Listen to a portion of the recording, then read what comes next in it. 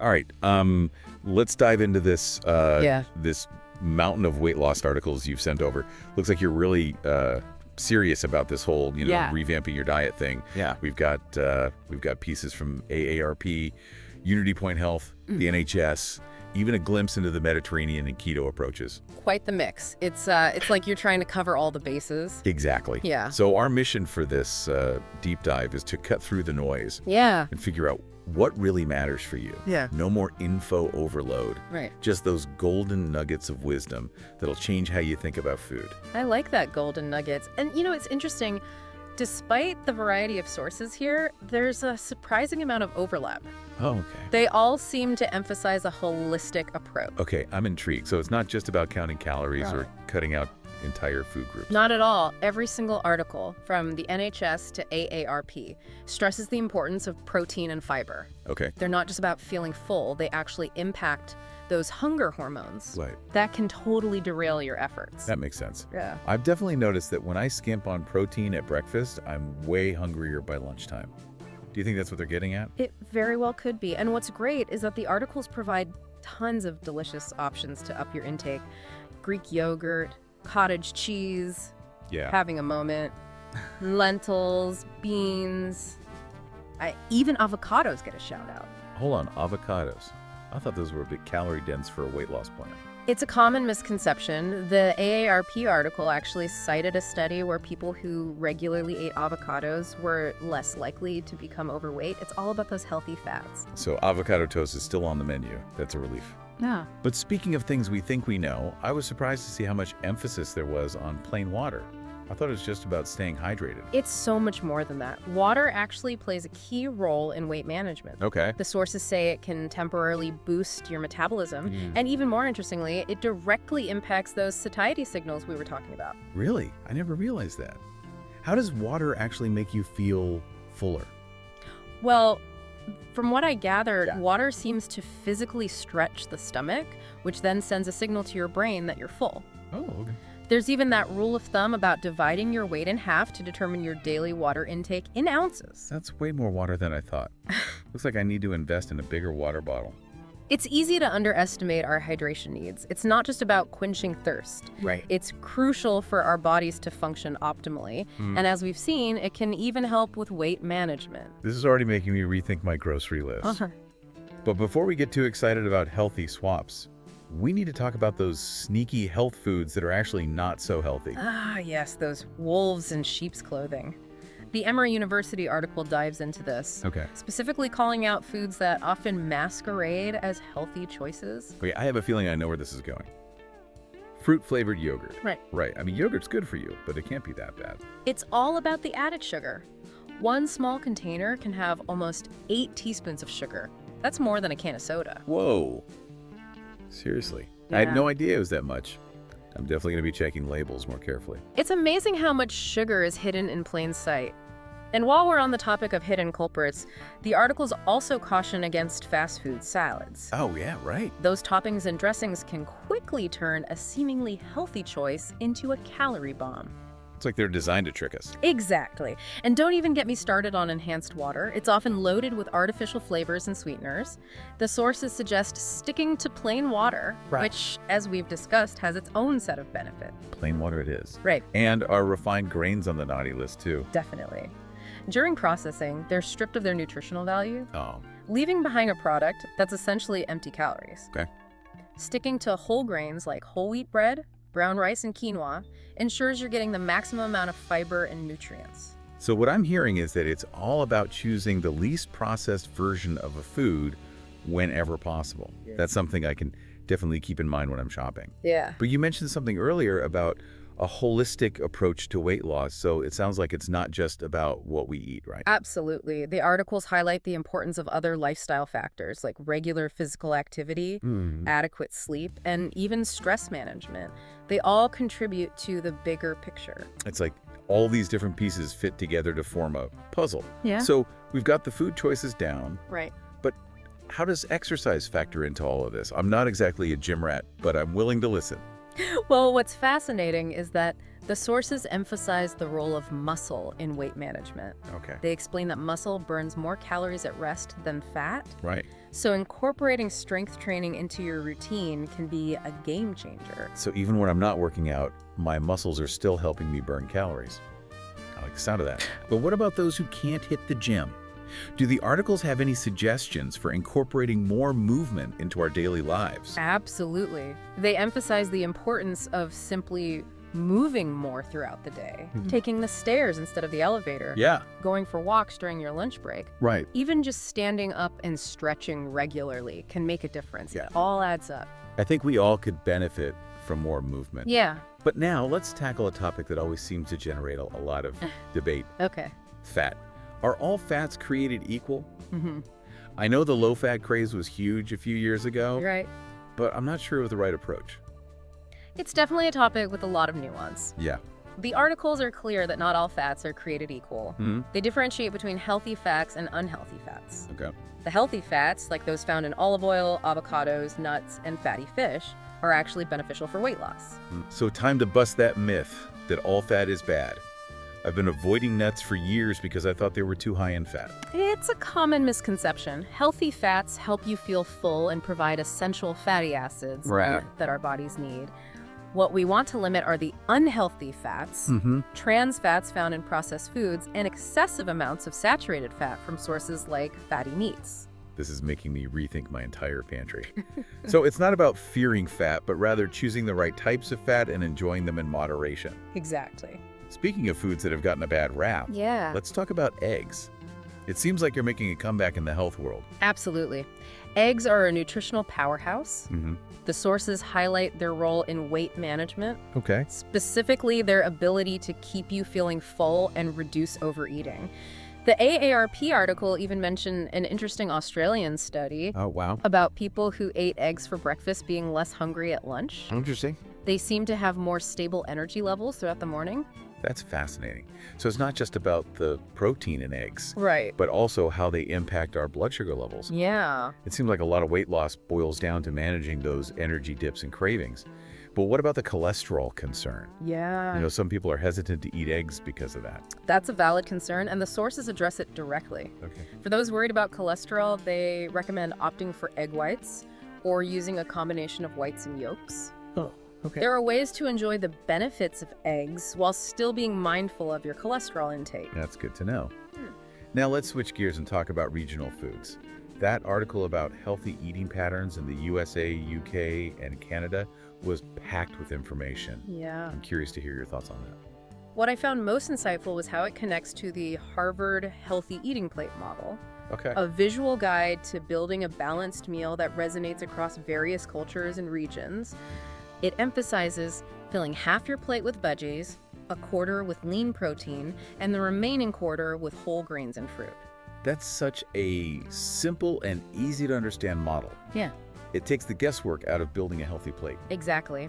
And what's great is that it can be adapted to different cultural preferences and dietary needs. Right. But while we're talking about different approaches to eating, Yeah. we can't ignore two trendy topics, Yeah. intermittent fasting and the ketogenic diet. They keep popping up everywhere these days. Yes. Intermittent fasting seems to be all the rage. Do the sources suggest it's a viable option for weight loss? Intermittent fasting has gained immense popularity. Right. And while some sources suggest potential weight loss benefits, it's important to approach it with a critical eye. Okay. We need to acknowledge that long-term studies are still lacking. So we don't know for sure if it's a sustainable approach for maintaining weight loss in the long run. Right. And is it safe for everyone? I've heard mixed things about who should and shouldn't try it. That's a great point. It's definitely not for everyone, especially those with certain medical conditions. Yeah. The sources stress the importance of consulting with a doctor before trying any new dietary approach. That's sound advice. So how does intermittent fasting actually work? Is it just a fancy way of restricting calories? Or is there more to it? It's a bit more nuanced than simply restricting calories. Okay. The science behind it involves manipulating your body's metabolism. Right. During periods of fasting, your insulin levels drop and your body begins burning fat for fuel. So it's like switching your body's energy source from sugar to fat. Yeah. Is that a sustainable way to lose weight long term? That's one of the key questions researchers are still exploring. Right. Some experts argue that simply restricting your eating window to earlier in the day without necessarily restricting calories might achieve a similar effect. It all comes down to aligning your meals with your circadian rhythm, which is your natural sleep-wake cycle. That's a really interesting perspective. I've never thought about meal timing in that way. Yeah. It makes you wonder if just shifting your eating habits to be more in sync with your body's natural rhythms could be a gentler and more sustainable approach. It's definitely something to consider, but we need more research to determine the long-term effects and optimal approaches to intermittent fasting. Oh. Now let's move on to the ketogenic diet, another hot topic in the weight loss world. It seems like everyone's going keto these days. The keto diet is all about high fat and low carb, right? I've heard it can lead to rapid weight loss. Yeah. But is it sustainable and healthy in the long run? You're right. The keto diet involves drastically reducing carbohydrate intake to force your body into a state of ketosis, where it starts burning fat for fuel instead of glucose. And while it can lead to quick weight loss, the sources caution against its potential drawbacks. What kind of drawbacks are we talking about? Well, first and foremost, the sustainability factor. The keto diet is incredibly restrictive. And many people find it difficult to maintain over time. Okay. The sources also highlight potential side effects like the keto flu, which can cause fatigue, headaches, and nausea during the initial transition phase. Yikes. That doesn't sound fun. Are there any other concerns about following the keto diet long term? There are concerns about potential nutrient deficiencies due to the limited variety of foods allowed on the diet. Plus, as with intermittent fasting, more research is needed to fully understand the long-term impact of ketosis on the body. It sounds like both intermittent fasting and the keto diet have pros and cons. It's important to weigh those carefully before jumping on board with any trendy diet. Exactly. And remember, there is no one-size-fits-all approach to weight loss. What works for one person may not work for another. It's all about finding a sustainable approach that fits your individual lifestyle, preferences, and health goals. And speaking of sustainability, the sources emphasize something really important that often gets overlooked in the quest to lose weight. The joy of eating. I love that. Food shouldn't feel like a punishment. So it's not just about what we eat, but how we eat it. Precisely. The articles encourage a mindful approach to eating, emphasizing the importance of savoring your food, appreciating the flavors, and paying attention to your body's hunger and fullness cues. Mindful eating is something I've been trying to practice more. It's so easy to mindlessly snack while working or watching TV. I'm definitely guilty of that. We all are. It's about bringing more awareness to the experience of eating and making conscious choices that nourish our bodies and our minds. So we've covered a lot of ground here, but what does it all mean for someone who's serious about making healthy changes? What are the key takeaways from all these different sources? The resounding message seems to be that there's no magic bullet or quick fix for weight loss. Instead, it's about prioritizing those foundational healthy choices: lean protein, fiber, and hydration. It's about making gradual, sustainable changes to your eating habits and being mindful of portion sizes. And it's about finding a way of eating that you enjoy, that brings you satisfaction and nourishes your body without feeling restrictive or depriving. Exactly. It's not about following a set of rigid rules, but rather about creating a healthy relationship with food that you can maintain for the long haul. But it's not just about food, right? We talked about those other lifestyle factors that play a role in weight management. Absolutely. We need to consider the bigger picture, which includes incorporating regular physical activity, prioritizing sleep, managing stress levels, and building a supportive environment that encourages healthy choices. It's like all these pieces work together to create a healthier, happier you. But before we move on to those other aspects of a holistic approach to weight loss, let's pause here and see what resonates with you. What are your initial thoughts? What stands out to you so far? It's great that you're already thinking about what resonates with you. Personalizing this information is key. And while we're on the topic of different approaches, we touched on the Mediterranean diet earlier. It came up a lot in the sources. Do you have any experience with that way of eating? I've heard of it, of course. But to be honest, I always thought it was just about eating lots of olive oil and pasta. I'm curious to know what the articles say about it. It turns out the Mediterranean diet is much more than just olive oil and pasta. Though those are definitely part of it. What's fascinating is that the sources consistently highlight it as a gold standard, not just for weight management, but for overall health. Okay, so it's not just a diet, it's a lifestyle. Exactly. It's about embracing a way of eating that's both enjoyable and sustainable. It emphasizes those whole, unprocessed foods we've been discussing Right. with an abundance of fruits, vegetables, whole grains, and healthy fats. I'm seeing a pattern here. Yeah. It seems like every article points back to those foundational principles of choosing whole foods over processed ones. You're absolutely right. And while we're on the topic of healthy choices, you mentioned earlier that you're not a gym rat. Right, right. Do you find it challenging to incorporate exercise into your routine? To be honest, I struggle with finding the time and motivation to work out consistently. The articles mention strength training, but I'm not sure where to even begin. It's a common challenge, and the sources acknowledge that finding an exercise routine that you enjoy is key to sticking with it long term. Okay. They suggest exploring different activities to find what resonates with you, whether it's dancing, swimming, hiking, Yeah. or even just taking brisk walks in nature. I do love hiking. Yeah. Maybe I need to explore some trails in my area. But I also struggle with getting enough sleep. Yeah. Does that really impact weight loss? Sleep is crucial, and several articles emphasize the link between lack of sleep and weight gain. Okay. When you're sleep deprived. Right. Your body produces more of the hormone ghrelin, Yeah. which stimulates appetite, and less leptin, Right. which signals fullness. So when I'm tired, my body's basically telling me to eat more. Mm-hmm. No wonder I crave those sugary snacks when I'm running on fumes. And as if that weren't enough, Yeah. lack of sleep also leads to increased cortisol levels, Right. which is the stress hormone, further contributing to weight gain. It's like a double whammy. Okay. I'm officially convinced that sleep is a priority. Yeah. Are there any tips from the articles on how to improve sleep quality? They suggest establishing a consistent sleep schedule, Okay. creating a relaxing bedtime routine, Yeah. and ensuring your bedroom is dark, quiet, and cool. Right. They also stress the importance of limiting screen time before bed, Okay. as the blue light emitted from our devices can interfere with our natural sleep cycles. No more late night scrolling for me. Yeah. But speaking of things that disrupt our well-being, Yeah. stress is a huge factor in my life. Mm-hmm. Does that play a role in weight management as well? Absolutely. Stress is a major player in the weight loss game. When you're stressed, Okay. your body releases cortisol, Right. which not only increases your appetite, Mm-hmm. but also seems to specifically trigger cravings for sugary, fatty foods. Okay. It's like your body goes into survival mode. It's no wonder I reach for the chocolate when I'm feeling overwhelmed. Yeah. So stress makes us crave comfort foods, and then we feel guilty for indulging, Right. which leads to more stress. It's a vicious cycle. It really is. Yeah. And the sources suggest that breaking this cycle requires a multifaceted approach Okay. that includes finding healthy coping mechanisms for stress. So instead of reaching for the cookie jar, maybe I should try going for a walk or taking a few minutes to meditate. Exactly. They recommend activities like exercise, meditation, Yeah. spending time in nature, or engaging in hobbies that bring you joy. It's about finding what works for you and incorporating those stress-reducing activities into your routine.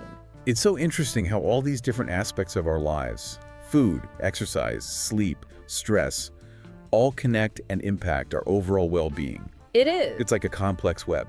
But speaking of complex, Yeah. one topic I always find confusing is carbohydrates. Right. Are all carbs bad for us? It's a common misconception, just like the all fat is bad myth. Right. The articles make a clear distinction between complex carbohydrates and refined carbohydrates. Okay. Complex carbs, like those found in whole grains, fruits, and vegetables, provide our bodies with sustained energy and valuable nutrients. Those are the good guys. Yes. So which carbs should we be avoiding? It's those refined carbs like white bread, white rice, and sugary drinks that can wreak havoc on our blood sugar levels and contribute to weight gain. They lack the fiber and nutrients found in complex carbs. It's like choosing whole foods over processed foods. The same principle applies to carbs. Exactly. I'm starting to see a pattern here. You're getting it. It's about making those conscious choices to nourish your body with the best possible fuel. But what about protein? We touched on its importance earlier. Yeah. But do the articles provide any specific recommendations for how much protein we should be eating? Protein is definitely a star player in the weight loss game. The sources emphasize its role in building and repairing tissues, supporting a healthy immune system, Right. and maintaining muscle mass, Right. which is especially crucial as we age. It's all about preserving that muscle mass to keep our metabolism humming. So, how much protein should we be aiming for? Is there a magic number? It's not a one-size-fits-all recommendation. Okay. It depends on individual factors like activity level, Yeah. health goals, Yeah. overall health status. Okay. However, most sources suggest that adults aim for around 0.8 grams of protein per kilogram of body weight. Okay, so it's not about hitting a specific number, but rather about making sure we're getting enough protein throughout the day. Right. And we should be choosing lean protein sources like those we discussed earlier Yeah. to avoid consuming excess saturated fat. That's exactly right. But while we're talking about the timing of meals, Yeah. I'm curious about what the sources say about meal timing. Okay. Does it really matter when we eat? I've heard about people having success with eating their biggest meal earlier in the day and having a lighter dinner. Is there any truth to that? It's fascinating, right? There's growing evidence to suggest that aligning our meals with our circadian rhythms might be beneficial for both weight management and overall health. So eating in sync with our natural sleep-wake cycles. I've never considered that before. Right. How does that actually work? Well, our metabolism follows a circadian rhythm just like our sleep-wake cycles. Okay. This means that our bodies are more efficient at processing food at certain times of the day. So it's not just about what we eat, but when we eat it. I'm starting to understand why those late night snacks might not be doing me any favors. It's like giving your body the fuel it needs when it's primed to use it effectively. Yeah. And this ties back to the concept of intermittent fasting, which we discussed earlier. Remember how some experts suggest that simply restricting your eating window to earlier in the day might be beneficial? Yes, it's all starting to make sense. Yeah. So by front-loading our calories with a larger breakfast and lunch and having a lighter dinner, Right. we might actually be supporting our body's natural rhythms. Exactly. I wonder if that's why I always feel more energized and less bloated when I eat this way. It's definitely a connection worth exploring further. But what I find particularly interesting is that eating earlier in the day might also improve sleep quality and reduce the risk of certain chronic diseases. So it's like a ripple effect of positive outcomes. Yeah. But now, let's shift gears and talk about exercise. You mentioned earlier that finding activities you enjoy is key. Right. But for someone who's not naturally inclined to work out, Yeah. where do you even begin? It's all about finding that sweet spot where movement feels good and brings you joy, Right. rather than feeling like a chore. The article suggests exploring various activities and experimenting until you discover something that resonates with you. So it's okay if I don't love running on a treadmill. I can try dancing, swimming, hiking, Absolutely. or anything that gets my body moving and my heart rate up. Absolutely. And remember, exercise has a multitude of benefits beyond weight loss. Oh, right. It improves cardiovascular health, strengthens bones and muscles, boosts mood, Right. and even helps us sleep better. It's like a magic pill for overall well-being, but without the side effects. Right. But do the articles recommend a specific type of exercise for weight loss? The general consensus is that a combination of cardio and strength training is ideal. Okay. Cardio gets your heart pumping and burns calories, while strength training builds muscle mass, Right. which, as we discussed earlier, helps boost your metabolism. Okay, so I should be aiming for a mix of both. Yeah. But do I have to join a gym to get a good workout? Yeah. Are there ways to incorporate strength training into my routine without any fancy equipment? You don't need a gym membership to get a great workout. Okay. There are plenty of bodyweight exercises that can be done at home, and the articles provide some simple and effective routines that you can try. It's good to know. Yeah. I'm feeling less intimidated now. Good. But one thing that I always struggle with is staying motivated to exercise regularly. Yeah.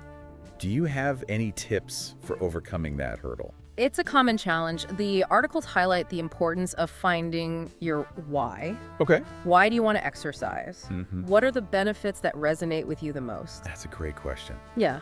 For me, it's about feeling more energized and confident in my body. Okay. It's not just about losing weight, Yeah. but about feeling my best. It sounds like you've tapped into a powerful motivator. And when you have a strong why, it becomes easier to prioritize exercise and stick with it. Right.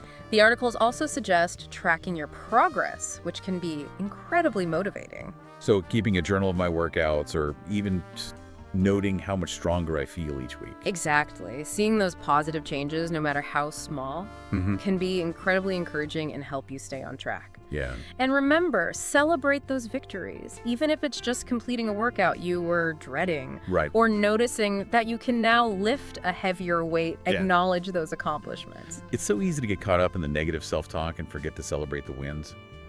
But speaking of things that can derail our efforts, mindset is something I've been working on lately. Does that play a role in weight loss? Mindset is everything. Okay. The articles stress the importance of approaching weight loss with a positive, self-compassionate attitude. If you view it as a punishment or restriction, you're less likely to succeed. It's like setting yourself up for failure from the start. So how can we cultivate a more positive mindset around weight loss? It starts with self-awareness. Okay. Paying attention to your thoughts and beliefs about food, your body, and yourself. Challenge those negative thoughts and try to replace them with more positive and empowering affirmations. So instead of saying, I can't have that, Right. I could say, I'm choosing to nourish my body with this delicious and healthy meal. Exactly. It's about reframing my thoughts to support my goals. Exactly. It's about shifting your perspective from one of deprivation to one of abundance. Okay. And remember, surrounding yourself with positive influences can make a world of difference. That makes sense. Spending time with people who uplift you and support your goals can be incredibly motivating. Yeah. What about those times when we feel like giving up? How do we stay committed to our goals when motivation wanes? Motivation ebbs and flows, and that's perfectly normal. Yeah. The sources suggest focusing on your why, Right. tracking your progress, celebrating your victories, Yeah. and seeking support from others when you need it. It's like having a toolkit of strategies to help us navigate those inevitable dips in motivation. It is. But speaking of things that can be discouraging, What about genetics? Do our genes predetermine our weight loss journey? genetics can certainly play a role in our predisposition to weight gain, Okay. but they don't have the final say. Right. While your genes may influence certain metabolic tendencies, your lifestyle choices ultimately have a greater impact. So it's not a life sentence. We have the power to make choices that support our health and well-being, regardless of our genetic predispositions. Exactly. And one of the most empowering choices we can make Okay. is to prioritize cooking at home. I've been meaning to cook more, Yeah. but I always struggle with finding the time Yeah. and coming up with healthy recipes that my family will actually enjoy. The articles offer some great tips for making cooking at home more manageable and enjoyable. I'm all ears. Well, first and foremost, they suggest planning your meals in advance. Okay. This can save you time and stress during the week. So taking some time on the weekend to create a meal plan for the week ahead. Exactly. And think about prepping some ingredients in advance, Yeah. like chopping veggies or cooking a big batch of grains. That's a great idea. I hate coming home from work and having to start cooking from scratch. Yeah. What about healthy recipes? Any suggestions for finding inspiration? The internet is a treasure trove of healthy and delicious recipes. Right. There are countless websites, blogs, and social media accounts dedicated to healthy cooking. Yeah. And many grocery stores even offer pre-chopped veggies or pre-marinated proteins to make things even easier.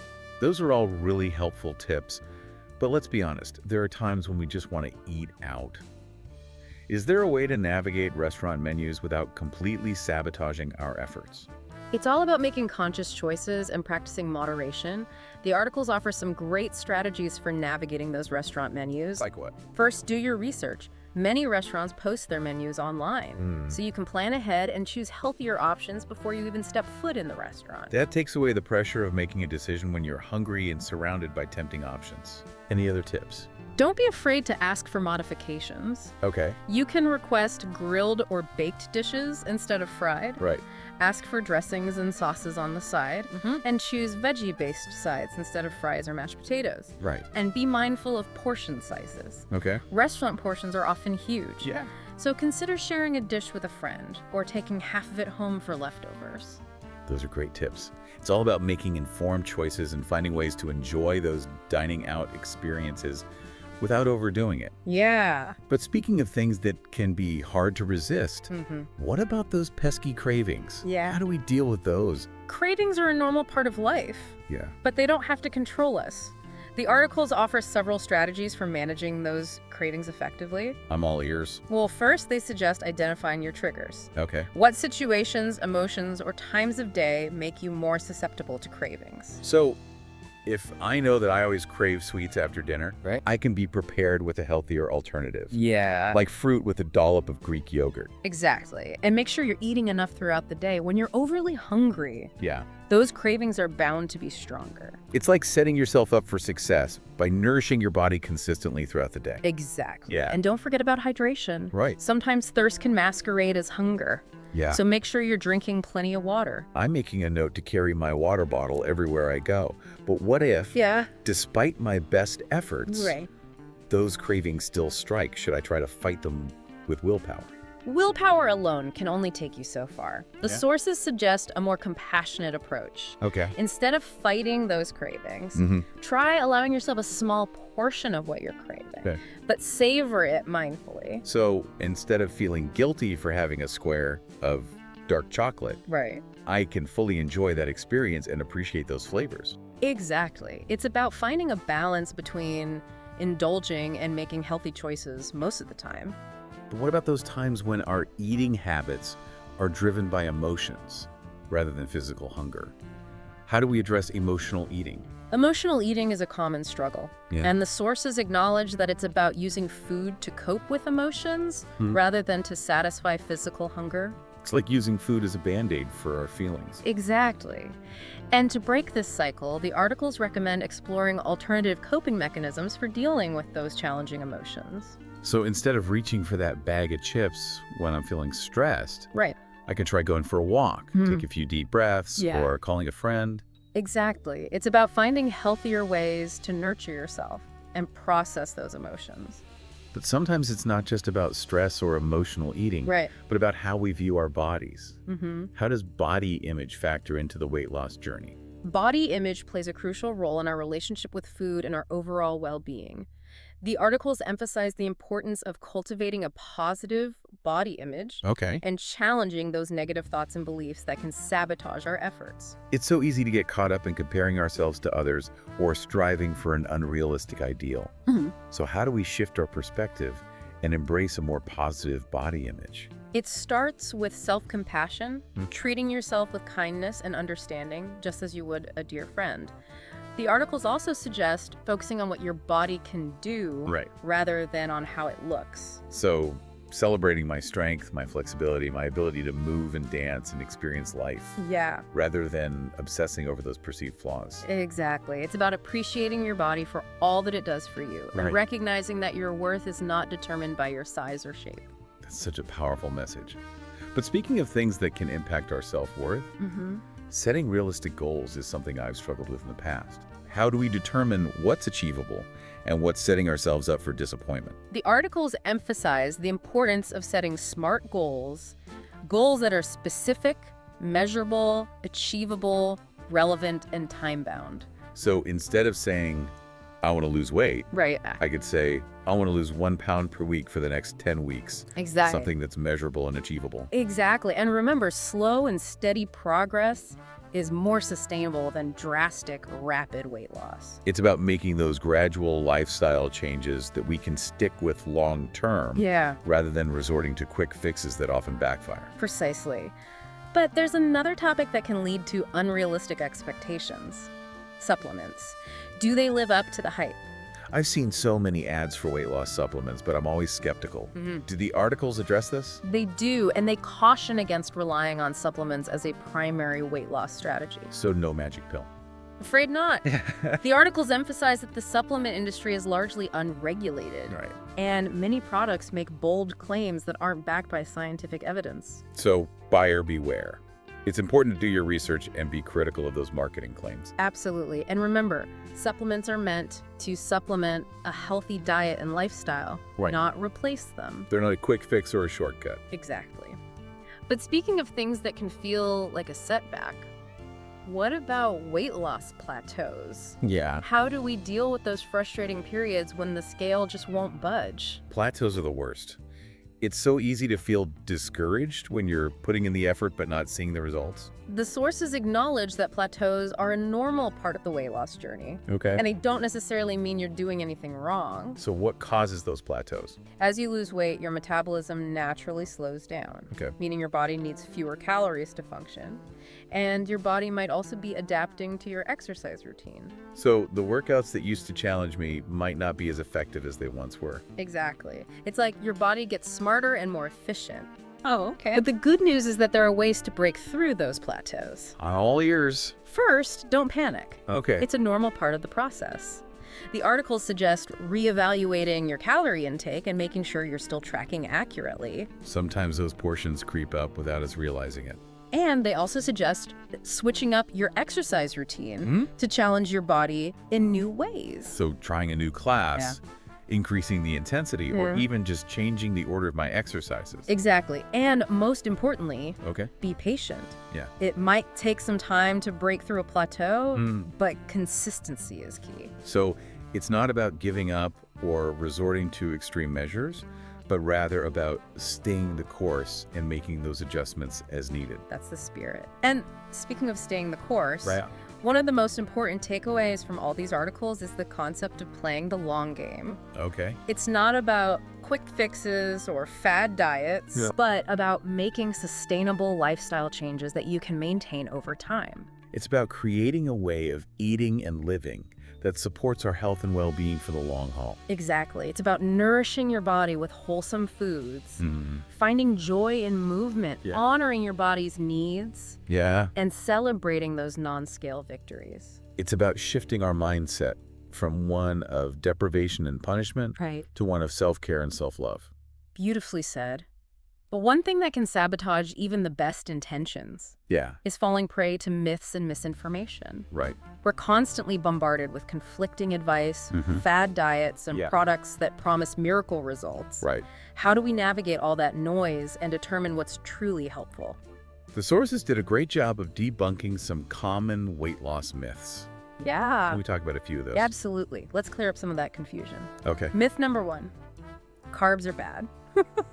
As we discussed earlier, complex carbs are actually essential for energy and nutrients. It's all about choosing the right types of carbs. Exactly. Those wholesome, unprocessed options. Exactly. Myth number 2, eating fat makes you fat.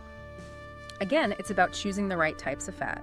Healthy fats are crucial for satiety, hormone balance, and overall health. Avocado toast is back on the menu. Myth number 3, you have to starve yourself to lose weight. Right. The sources are very clear that deprivation backfires and can lead to unhealthy eating patterns and yo-yo dieting. It's about nourishing your body, not punishing it. Exactly. Myth number 4, you have to exercise for hours every day to see results. Right. Remember those small steps we discussed earlier.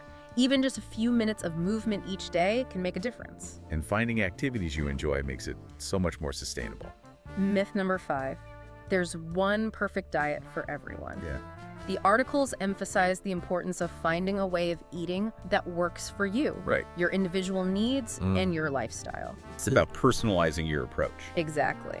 And myth number 6, weight loss is a linear process. Right.